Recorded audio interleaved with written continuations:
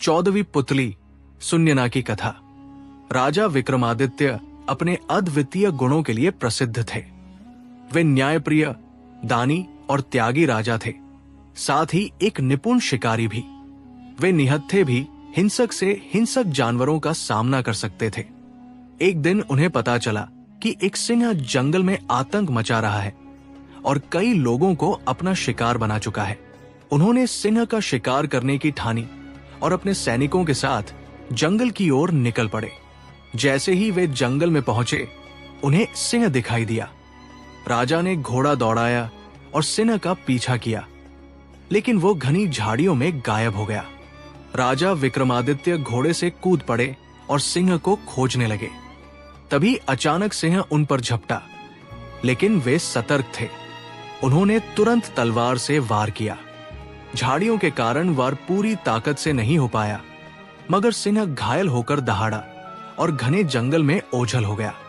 राजा तेजी से उसके पीछे दौड़े और अपने साथियों से काफी दूर निकल आए। सिंह एक बार फिर झाड़ियों में छुप गया। तभी उसने राजा के घोड़े पर हमला कर दिया, जिससे घोड़े को गहरा घाव लगा। घोड़ा दर्द और भय से हिनहिनाया। राजा ने तुरंत सिंह को पीछे हटने पर मजबूर किया, लेकिन घोड़े के घावों से खून बहने लगा। राजा घोड़े को किसी सुरक्षित स्थान पर ले जाना चाहते थे। कुछ दूर चलने पर उन्हें एक नदी दिखी।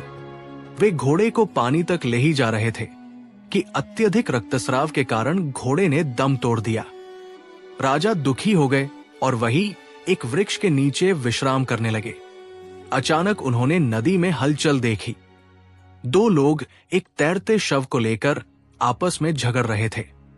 एक व्यक्ति कापालिक था, जो नरमुंडों की माला पहने तांत्रिक प्रतीत हो रहा था, जबकि दूसरा बेताल था, जिसका ऊपरी भाग हवा में तैर रहा था।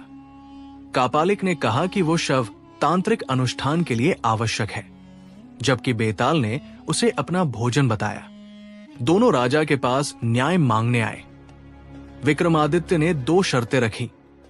पहली, दोनों को उनका निर्णय स्वीकार करना होगा, और दूसरी, उन्हें न्याय का शुल्क अदा करना होगा। कापालिक ने उन्हें एक चमत्कारी बटुआ दिया, जिससे कुछ भी मांगा जा सकता था।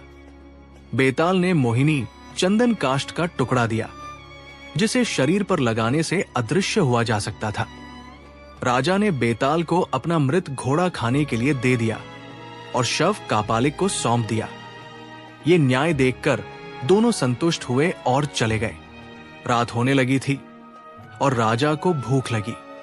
उन्होंने बटुए से भोजन मांगा और तुरंत विभिन्न व्यंजन उपस्थित हो गए। भोजन करने के बाद उन्होंने मोहिनी चंदन घिसकर शरीर पर लगाया और अदृश्य हो गए, जिससे उन्हें जंगल के खतरों से बचाव मिला। अगली सुबह राजा ने अपने मंत्र बल से बेतालों को स्मरण किया और अपने राज्य लौट आए। रास्ते में एक भूखा भिखारी मिला।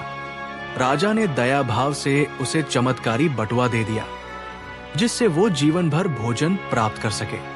इस प्रकार राजा विक्रमादित्य ने अपनी बुद्धिमत्ता, दानशीलता और न्यायप्रियता का परिचय दिया। अगर आपको यह कहानी पसंद आई हो तो इसे लाइक करें, शेयर करें और कमेंट करके बताएं कि आपको यह कथा कैसी लगी। चैनल को सब्सक्राइब करना न भूलें।